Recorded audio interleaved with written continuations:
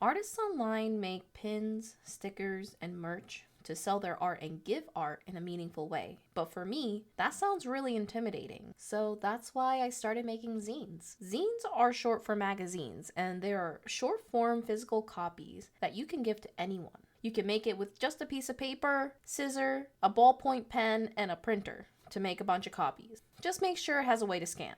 What I love about zines is that you share a part of your self-expression in a cute way. So, if you have a story to tell, you want to raise awareness about an issue, or make something quirky based on the things you like to doodle, this might be for you. Let's make our first zine. We are going to take a piece of paper and fold it in half the hot dog way. From there, fold it in half again. I personally like to leave a couple millimeter space between the edge because the next step is to fold it again. Now, if you ever try to fold blankets, if you have to fold over a fold, there are parts that stick out. So, same concept here, really. When you open that up, you should have 8 nice, even sections. Now, I would take this and fold it hamburger style and just cut the center. When you open it back up, it should have a slit in the middle. And when you fold it hot dog style again, push the ends towards the center to fold it into your very first zine. Now that your first zine is constructed into place, I would grab that pencil and start sketching. I usually make rectangular margins because it looks cleaner and parts of the image won't bleed onto the next page. With a pencil, I also like to write the order 1 through 8 to show which way it should be read and make sure things aren't going to be upside down, because the last thing you want is your drawing being seen upside down. So, you're creative, I'm creative, so let me give you some ideas to get you started on your very first zine.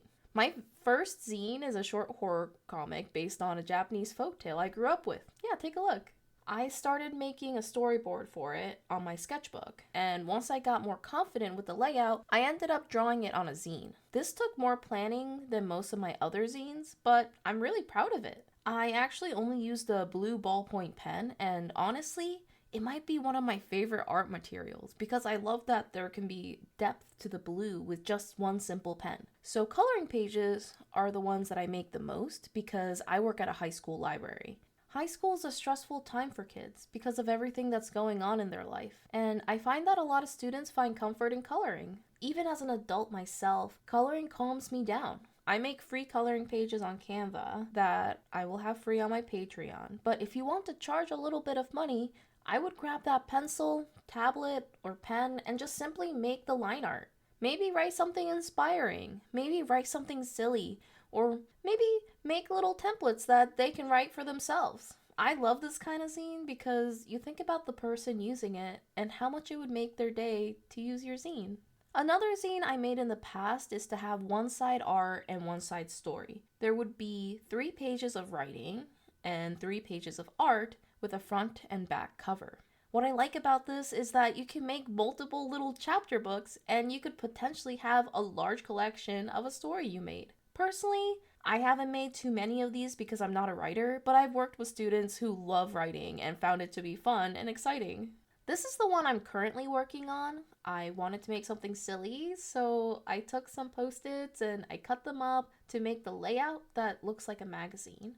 I added interview spotlights, random goofy ads, and I made a fun cover. I had a fun time expressing myself, and I know y'all would make a really fun one out of this one too. The materials can be entirely up to what you're comfortable with. You can use watercolor, pen, marker, color pencil, collage, and even digital arts. With this project, I sketched out a layout and took a picture of it and made the art on Procreate. Once I was done with it, I brought it over to Canva, and with my pre-made layout, I plugged it in. I found this to be the easiest method for me, but I'm sure you can also do it differently. And when you are done with a physical copy, make sure to scan and download it. When it comes to printing, especially if you made it digitally, I would print one first and not multiple copies because if something is upside down, you wouldn't want 20 copies of the mistake. I would keep printing one at a time and folding a prototype before printing a bunch of copies. Zines are a great small project, something that you can commit to in a day and make it. And if you're anything like me promising big projects, just stick to making one zine and make more zines when you feel like it. I promise you'll get better and making it will be faster each time. You are wonderful and thank you for watching.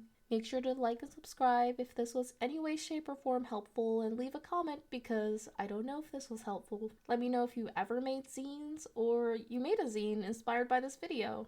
Art is all about making it for someone you care, so share your love and share your art. Love you.